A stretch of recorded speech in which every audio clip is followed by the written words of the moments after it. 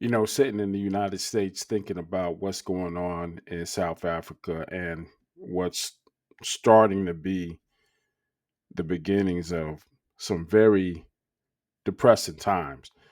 It did my heart terrible news. I've always been one that had dreamed of a universal Africa, you know, thinking that or hoping that one day each African nation can become an African state in a greater country called the United States of Africa.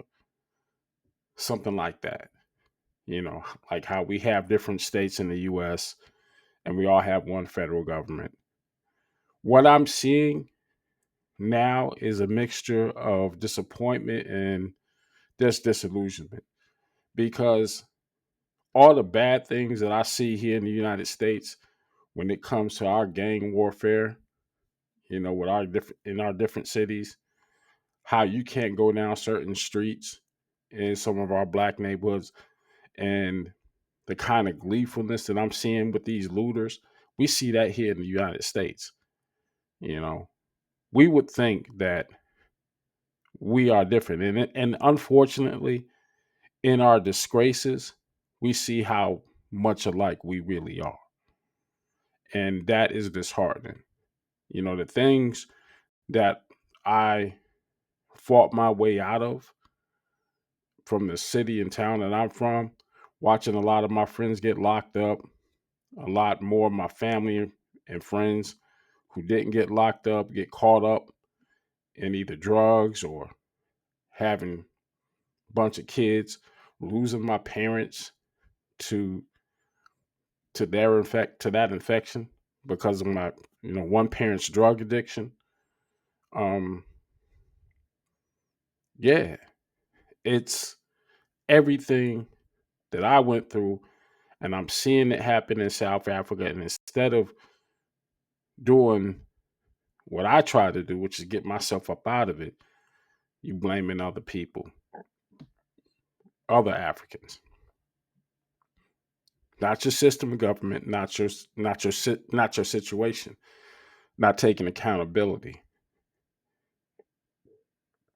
It hurts. It hurts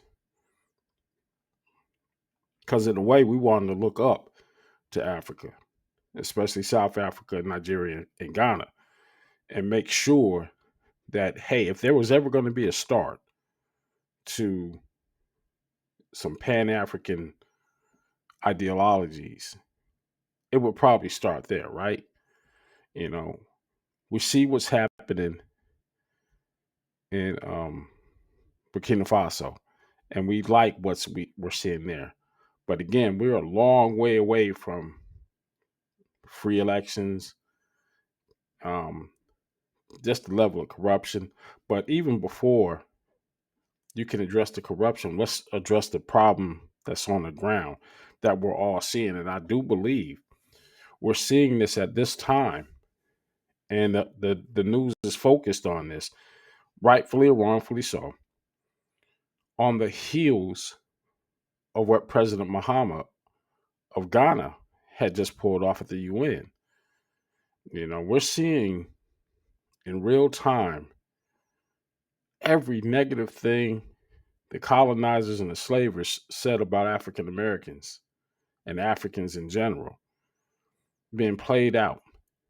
That now it's gotten to the point where particular tribes are being called out in South Africa, particularly the Zulus, and how it is the Zulu nation that is at the center of the xenophobia.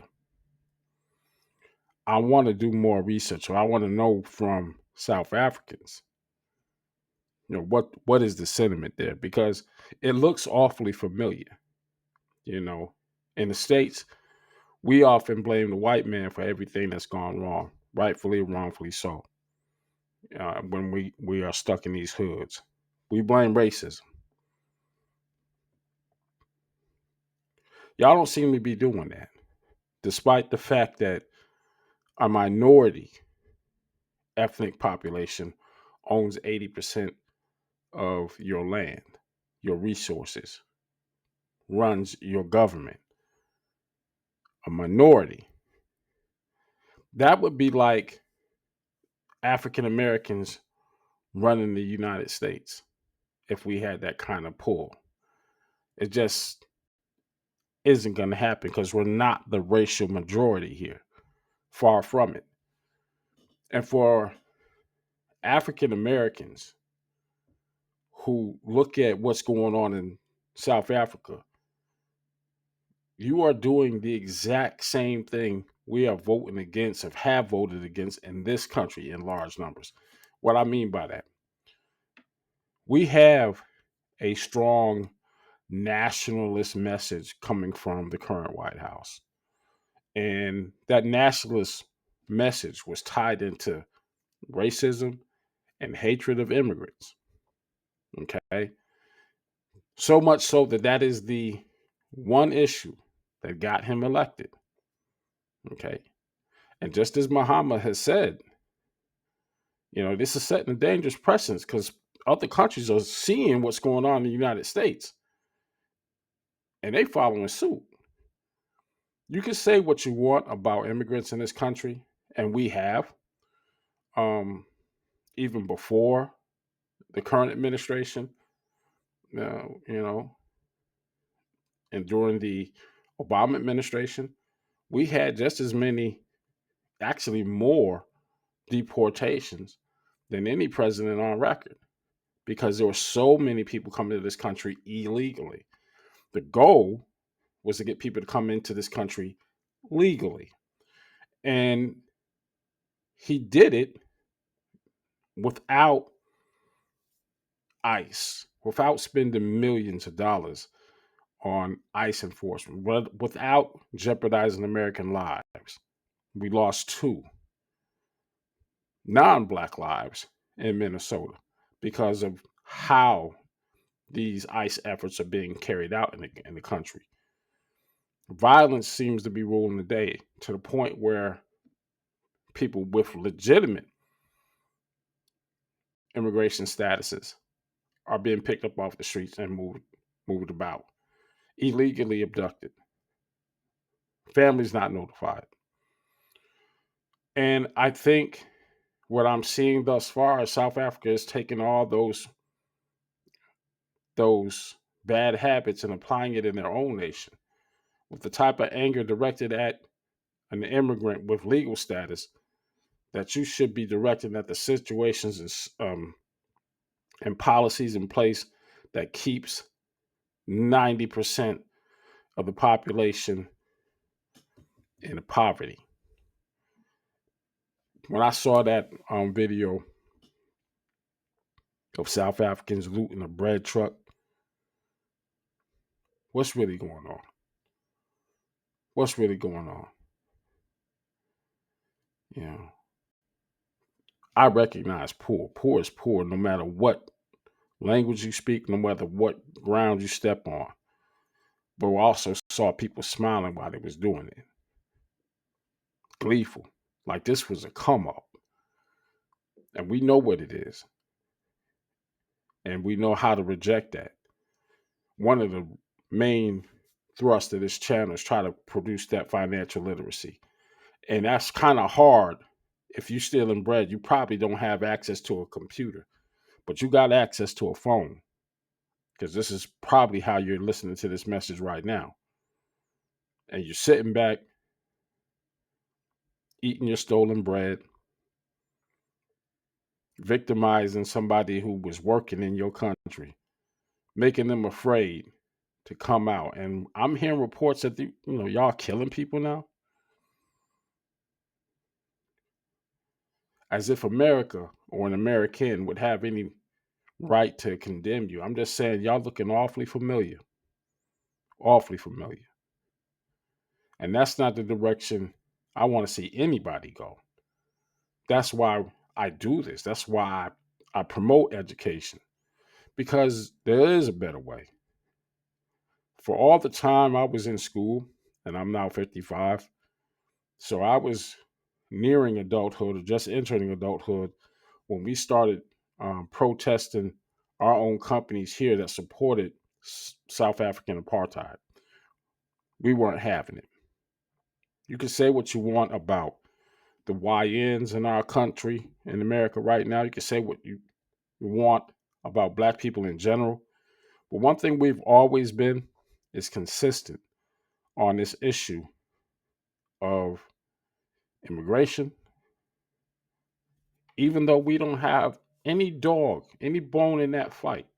We want you to experience at least this level of political freedom, even if we don't yet have all the rights that we should be afforded in this country.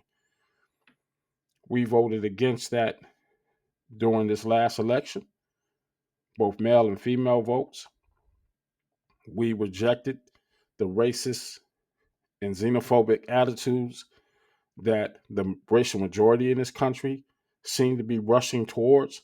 And it's only now that a good portion of this current administration's solid base are just now understanding why we were voting against this, because it was more than just about the racist attitudes. It's about his war on the poor. And I don't think South Africa, the populace that's going after these store owners, are understanding. It's not the immigrant that's at war with you. It's those owners. It is a war on the poor, you. But you're directing that anger towards somebody who wasn't born there. It was disheartening to see that. It gave me pause because I was planning on visiting different parts of the continent. I'm putting that on permanent pause right now because not only am I seeing the videos coming out of South Africa, the response that those Nigerians and those Ghanaians, after they saw the shit, it's like, yo, you want smoke with us? They don't want your people there. What does that do for us? To me, it's recolonization. You plant these seeds of dissension and division based on tribal lines, and it's hard for me as an American to even talk about tribal identity. You know, I don't have one. I'm an American citizen.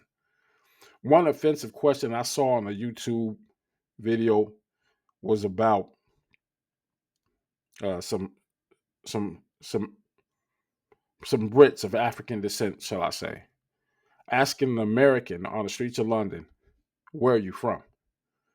And he said, "America."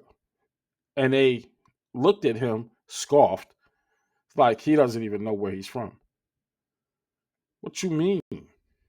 We don't know where we're from, or he doesn't know what you're from. That is so offensive to an American because see, we don't have the luxury of saying, "Hey, I'm a Yoruba," or "I am an Akan or Ashanti," whatever West African tribes there are. We don't have that luxury anymore. You know, it hasn't been the case for a couple of hundred years, by and large. Of course, we can do our DNA search, but what is it going to tell us? It says I'm from a region. I could be Ashanti. I could be Yoruba. I could be all the above. As a matter of fact, I am. But I'm also all these other things. In addition to the things that are not listed on this genealogy report you're seeing in my makeup, you're not seeing tribes. You're seeing ethnicities, different ethnicities that became this American citizen that you see before you. So when I look at these tribal uprisings in South Africa, particularly one tribe making it very clear that they don't want you here, it gives me pause because we have nothing related to.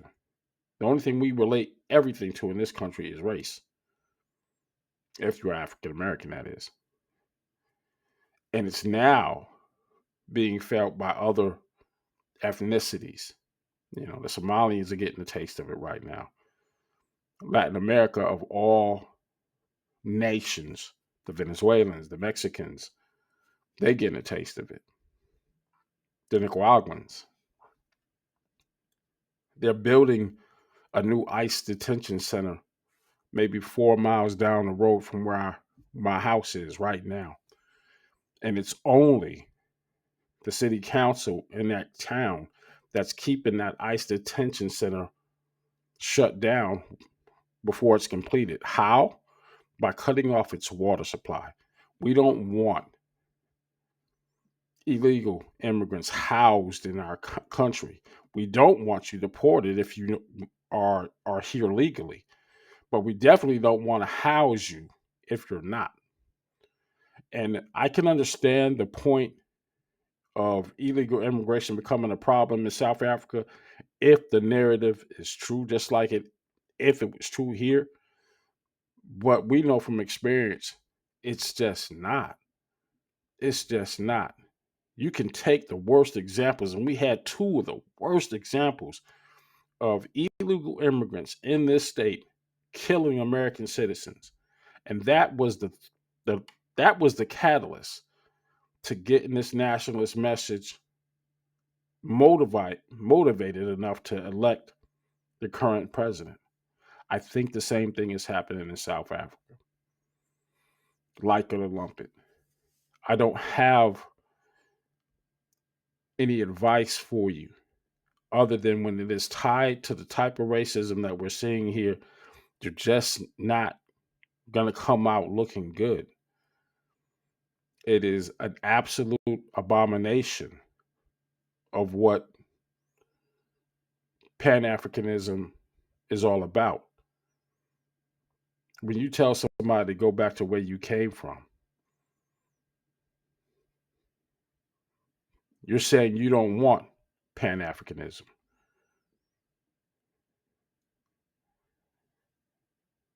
It's just a terrible, terrible turn of events.